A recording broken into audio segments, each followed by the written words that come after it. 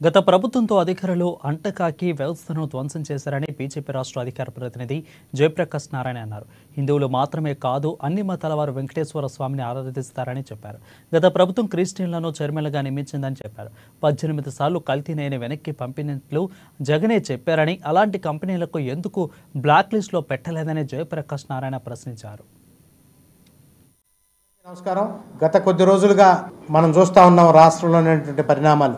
100 రోజుల పాటు కూటమి ప్రభుత్వం అధికారంలోకి వచ్చిన తర్వాత ఈ రాష్ట్రాన్ని ఒక సమగ్రమైనటువంటి అభివృద్ధి కోసం నరేంద్ర మోదీ గారి ఆలోచనకు తగ్గట్టుగా విశ్వగురువుగా భారతదేశాన్ని నిర్మించే దానిలో భాగంగా ఆంధ్ర రాష్ట్రం కూడా డబుల్ ఇంజిన్ సర్కార్ తోటి అత్యంత వేగంగా అభివృద్ధి దిశగా వెళ్తా ఉంది.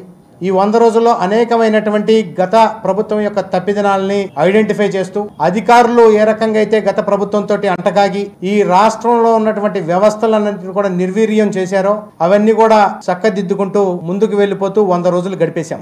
ఈ సందర్భంగా అత్యంత దురదృష్టకరమైనటువంటి విషయం, ఈ భారతదేశంలోనే కాదు యావత్ ప్రపంచంలోనే కూడా ప్రజలందరికీ కూడా ముఖ్యంగా హిందూ సమాజానికి అత్యంత ప్రీతిపాత్రమైనటువంటి హిందువులు మాత్రమే కాదు అన్ని మతాలను కూడా ఆదరించేటటువంటి తిరుమల తిరుపతి దేవస్థానం గురించి గత కొద్ది రోజులుగా జరిగే పరిణామాలు మనందరం కూడా చూస్తా ఉన్నాం.